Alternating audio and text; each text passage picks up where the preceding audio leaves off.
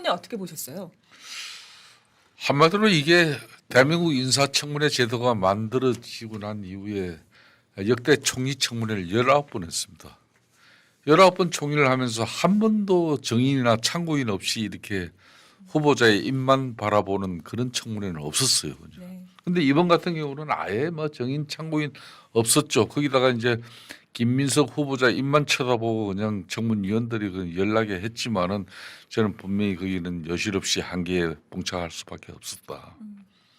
처음부터 이게 이제 진정어린 뭐 자기 고백을 통해 가지고 국무총리가 되기 위한 자질과 역량 능력을 갖다가 이렇게 국민들에게 정말 속 시원하게 알 수 있는 그런 자세 태도가 안 됐어요. 뭐 이재명 대통령이 나를 임명 내정하고 또 내 뒤에는 나의 우군 민주당 국회 절대 의석이 포진하고 있기 때문에 내가 인사청문회 이틀 잘 버티고 나면은 그냥 국회에서 그냥 무리 없이 청문경과 보고서 채택하고 나면은 이재명 대통령은 곧 총리 임명할 것이다. 그렇기 때문에 내가 뭐 굳이 고해성사하고 뭐 아무리 국민의힘 야당 니네들이 그냥 뭐 수입은 5억인데 지출은 13억이고 8억 어디서 났냐. 아무리 나를 비틀어도 나는 뭐 그거 솔직하게 내가 이야기할 이유가 없다. 이런 청문회였어요. 네. 저는 그런 측면에서 아니 생각해 보십시오. 전체가 뭐 돈 투자 미국 유학 가면서 투자할 데 없어가지고 배추밭 농사 짓는데 2억 투자하니까 그 배추밭 농사가 뭐 황금 배추였습니까? 근데 뭐 매월 그냥 그 배추 농사 소득 예? 월 450만 원의 생활비를 꼬박꼬박 그분이 보내주셔가지고 그걸로 미국 유학 생활 기간에 이제 생활비를 쓴 거 아니겠습니까? 네. 이거 하나만 보더라도 배추 농사 하면은 보통 한 3개월 정도밖에 그렇죠. 예? 수확하고 그냥 수입이 발생 안 해요. 이 누가 봐도 국민들이 다 봐도 이 지나가는 개도웃을 그런 뭐 해명을 하고 한 건데 그럼에도 이제 국민의힘 입장에서는 이 야당이라는 것은 청문회를 집권 세력들 그러니까 정부나 총리 측에서 인사청문 자료를 갖다 제도로 제출한 경우가 별로 없습니다. 그거는 우리가 총리를 내세워도 마찬가지예요. 그렇기 때문에 야당이라는 것은 발품을 팔고 또 팀플레이를 통해 가지고 이렇게 수많은 시간과 노력을 해 가지고 한 방을 먹여 가지고 결국은 낙마를 시키는 건데 네. 박근혜 대통령 때 보십시오. 정홍 총리 사퇴하고 나니까 안대진 대법관 그냥 청문회 과정에서 그냥 날라갔죠. 네. 그 다음이 또 문창각 그분도 역시 네. 문창각 네. 그분도 뭐 역사관 가지고 또 날렸죠, 그죠? 세 번째 만에 그래가 총리 개요 인정됐어요. 근데 그런 측면에서 저는 국민의힘 입장에서도 참 야당 되려면은 공부도 많이 하고 처절하고 치열해야 되는데 그런 게 부족했다. 발품 제도를 팔아서 중국 칭하이대에 석사학위 논문에 의혹이 있다 그러면은 가서 지도교수 만나고 진짜 제대로 수업 받아서 학점 따가지고 석사 받은 건지 안 그러면 정치적으로 그냥 안면으로 가지고 받은 건지 그런 거 자료 가지고 때려치고 해야지 말이에요. 참 아쉬움이 많이 남는 청문회였어요. 조금 그 하나만 한 청문회 네. 국민들한테 이틀 보여준 거예요. 무자료, 무대책, 무자격, 뭐 무증인 이런 청문회가 아니었나 이런 평가인데 사실 제기된 의혹들을 보면 표절 있죠. 우리가 정말 좀 예민하게 생각할 수 있는 부분 표절, 뭐 투자 혹은 투기, 투자 그리고 뭐 아빠 찬스, 자녀 입학 문제 그리고 뭐 비자금 같은 돈 문제 어떻게 보면은 그건 정말 종합 선물 세트 아닙니까? 여러 가지 문제가 한꺼번에 뭉쳐져 있는 그런데도 사실 뭐 크게 한 방 없이 지나간 이런 느낌이 드는데 어떻게 생각하십니까, 조 의원님? 일단은 의견이. 침대 축구를 하다 보니까 완전히 들어 누워가지고 뭐 자료 내라 그러면 드릴게요. 예, 드린다니까요. 아직 자료 제출 기한 안 됐잖아요. 그러고서는 뭐 청문회 날 보면은 다 아마 수긍이 될 겁니다. 그러면서 계속 대략적인 설명을 했는데 그게 조금씩 바뀌긴 하지만 어쨌든 처가집 도움에다가 출판 기념회의 경조사 네. 이렇게 나왔는데 그게 다 뭐 명확한 증거가 자료가 있기 힘든 걸로 일단 도망을 갔죠. 그러면 아까 김성태 의원께서 말씀하셨다시피 그걸 물고 늘어져서 집요하게 흔들어야 되는데 일단 국민의힘은 지금 그 투지가 저는 별로 있어 보이지가 않습니다. 예. 이런 상황이면은 작전을 짜가지고 팀플레이를 보통 해야죠. 하거든요. 예. 내가 어떤 쪽으로 물고 늘어질 테니까 그러면 이런 쪽으로 아마 변명을 할 거고 그러면 그걸 막아서고 계속 추궁을 하고 드라이브 걸고 뭐 이렇게 해야 되는데 그게 전혀 없었던 것 같고 그리고 후보자가 뭐 자료도 안 내고 또 당연히 민주당은 증인채택 동의 안 하니까 강진성 씨 같은 분은 사실은 나왔어야 돼요. 네. 자료 안 내면 그분이 나와가지고 추궁을 했어야지. 그것도 없이 그냥 저렇게 있는데 그러면 언론이라든가 페이스북이라든가 이런 데다가 후보자가 계속 변명을 하고 하는 아웃라인이 계속 좀 보이거든요. 네. 예를 들어 뭐 그 빌라 같은 거 그 뭐냐 그랬더니 주소지 유학 갔을 때 우편물 받으려고 한 거다. 그러면 판결문을 보면은 거기 살았다고 실제 나와 있거든. 그렇죠. 그렇죠. 이제 그런 걸 가지고 딱 준비를 하고 있다가 답변을 그렇게 했을 때 그거 들고 흔들면서 이건 뭐냐 그러면 이것도 뭐 탄압이냐 하고 이미 확정된 공문서로 막을 수 있는 것들이 제가 보기엔 좀 보였습니다. 네. 근데 그걸 가지고 아이 그거 뭐 나 유학 갔을 때 그렇게 한 거예요. 하면 아 그러시냐고 하고 그냥 넘어가요. 더 이상의 추궁이 안 돼. 그래서 좀 이 의욕이 없었던 거 아니냐 하는 그런 아쉬움이 많습니다. 근데 자료 뭐 안 내기 싫어하죠. 싫어하지만 그래도 이런 식으로 날탕으로 하지는 않아요. 뭐 비슷하게는 냅니다. 그렇죠. 거기서 더 파고 들어가면은 아유 뭐 그 정도면 됐죠. 뭐 개인 정보인데요 하고 이제 나오지. 이렇게 완전히 생으로 안 내지는 않아요. 그렇죠. 그러니까 이제 야당을 그만큼 우습게 보고 있는 겁니다. 그래서 이제 제가 이 방송에서도 누누이 이야기했지만은 국민의힘이 집권 세력일 때와 지금 야당이 됐을 때하고 그 본질적인 큰 변화를 가져가야 되는데 여전히 이 사람들 대체를 보면은 국민의힘 의원들 보면은 좋은 부모 만나서 좋은 교육 받고 오실 속에 하초로 자란 사람들이에요. 또 좋은 영남권 지역에서 다 공천 받아가지고 무난하게 또 국회의원 배지 다신 분들이에요. 야당이요 이렇게 하면 안 되는 거예요. 언제 야당 의원들이 말이야 정부에서 총리 후보자 측에서 야당 의원들이 청문위원들이 요구한 자료 밤새도록 노력해가지고 그 제출하는 그런 정부가 어딨냐고. 당연히 안 나오지. 그걸 전제로 청문 전략을 세워야 되는 거예요. 왜 청문위원장을 왜 맡아요? 청문위원 그렇지 않아도 4명밖에 안 되는데 한 명이 위원장이라 거기 앉아가지고 그거는 맡아라 그래도 아니다. 당신들 하세요. 이래가지고 한 명의 청문위원 전략을 더 보강하는 겁니다. 그리고 주준희 의원이 주포로 가지고 이걸 갖다 여러 가지 설계하고 자료를 만들었다 하면은 이번이 윤석열 대통령 첫건 인사로 이렇게 정치권에 발탁된 사람이기 때문에 이미 저쪽에서 주 타깃이 될 수 있잖아요. 그러면 청문위원 중에서 다른 위원들이 그걸 주포 노력을 하고 이 국회 검찰 이 검사 경험 많으니까 그걸 설계하고 기획한 부분에 그런 거는 동료들한테 패스해주고 자기는 정책이라든지 이런 걸로 가지고 한다든지 역할을 본다. 이게 참나 너무 기가 차서 내가 말이 안 나는 거예요, 그냥. 이게 문제가 있는 건 분명한데. 이래가지고 야당 어떻게 한다는 거예요, 이게. 김현수 후보자가 고발을 당한 게 있어요. 그거를 이제 검찰이 형사 일부에 배당을 했거든. 예. 중앙지검이. 네. 그랬더니 김병기 원내대표서부터 해가지고 정청래해서 뭐 난리가 났습니다. 이것들 아직도 정신 못 차렸다. 정치검찰 뭐 본색을 드러낸다. 아니 고발장 들어오면 그건 그냥 자동으로 그렇죠. 그냥 배당하는 건데 그거 가지고 난리를 쳐요. 그거 왜 그런지 아세요? 만약에 이제 이게 지금 청문회 제도가 잘못돼 가지고 계좌 같은 걸 못 보는데 수사기관에 수사가 들어가죠. 그럼 볼수. 그럼 계좌를 보잖아요. 계좌 다 까죠. 까지면은 난리가 날 겁니다 아마. 그렇게 되면은 제가 보기엔 제2의 조국이 될 수가 있어요.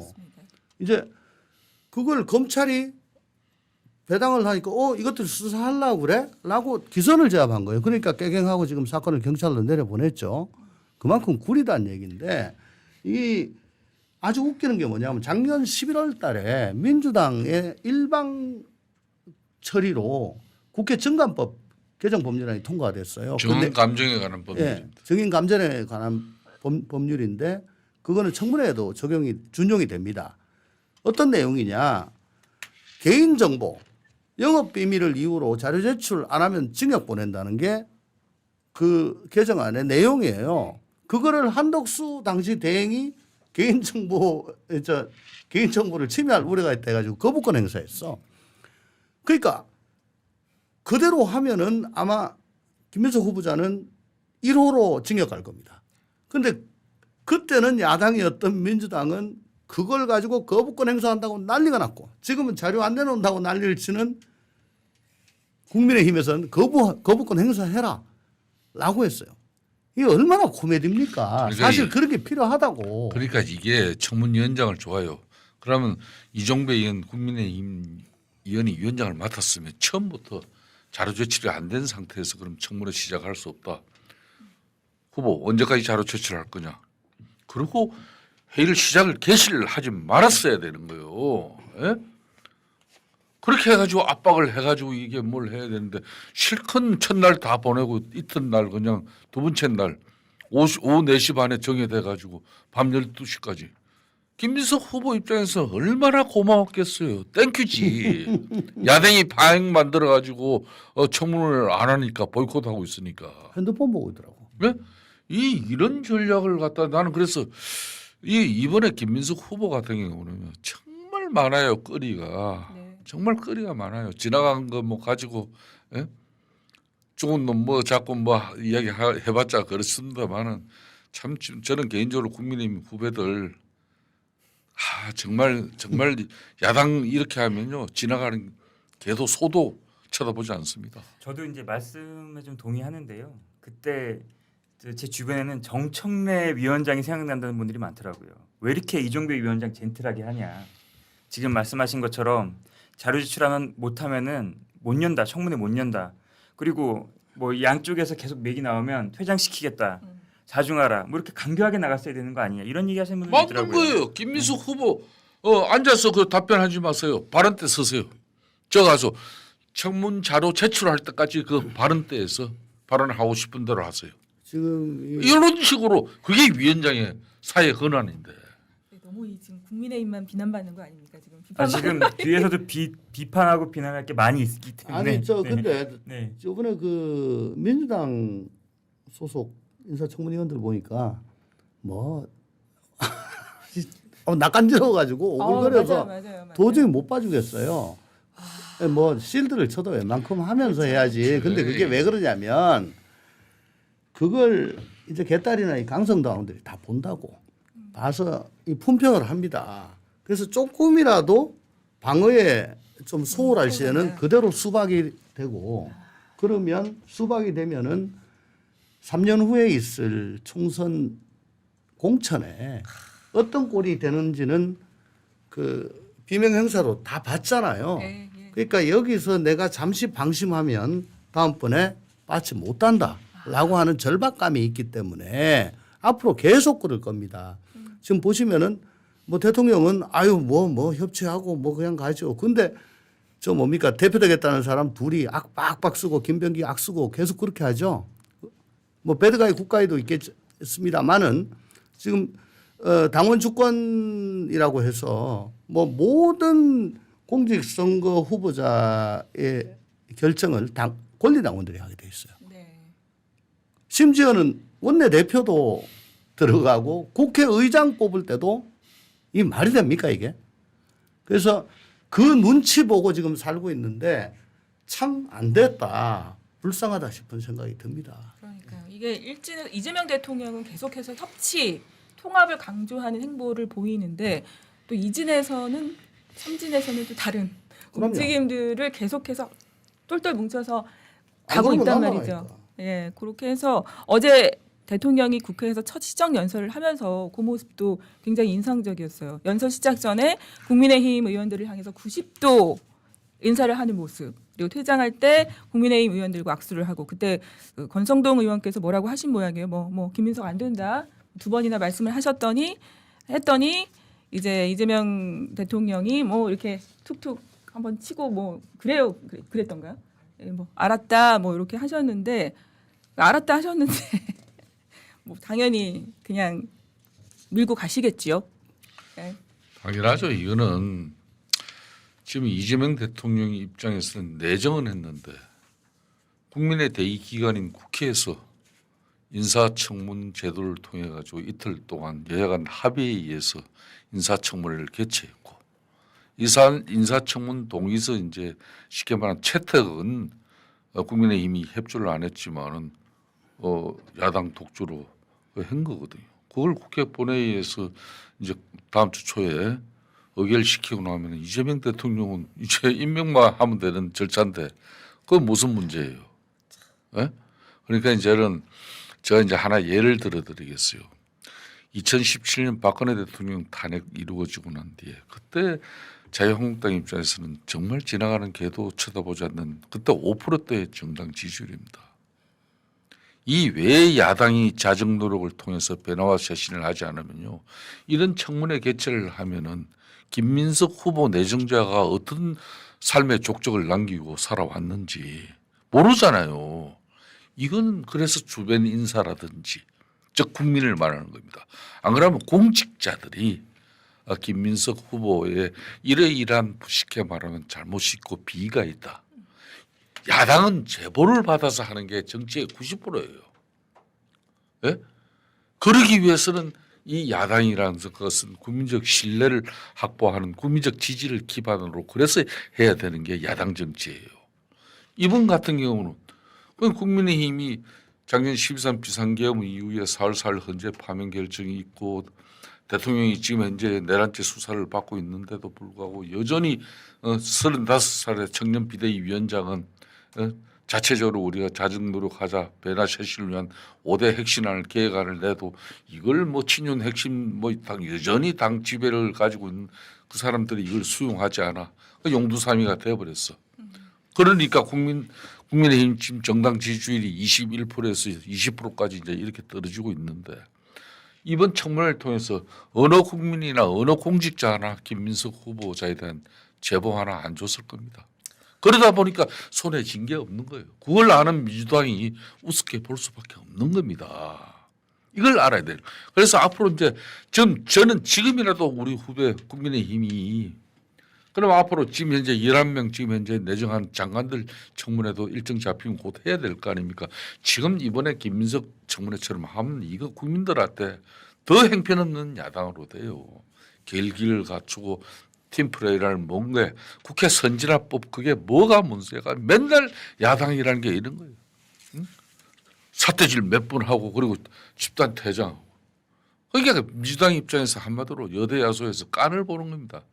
거기다 재앙적 대통령 통치 권력 5년짜리 손에 쥐었는데 뭐가 겁납니까? 이재명 대통령 어제 와서 시정연설 하는 거 봅시오. 국회의원들한테 90% 폴더폰 인사하고 분명히 윤석열 대통령하고 차별화된 어떤 모습을 통해 가지고 국민적 이미지 만들어 가잖아요. 네. 그렇지만 이 야당은 앞으로 골병 될 겁니다. 안 봤어요. 그래서 야정은 정말 뼈를 깎고 살을 도려내는 그런 자정 노력을 통해서 다시 국민들의 신뢰를 확보하는 그 길부터 먼저 해라 이게. 대통령 민주당 이재명이 되었다고 우리는 야당이다. 우리 야당의 목소리 국민들이 그냥 들어줄 거다. 웃기는 소리가 되는 거예요.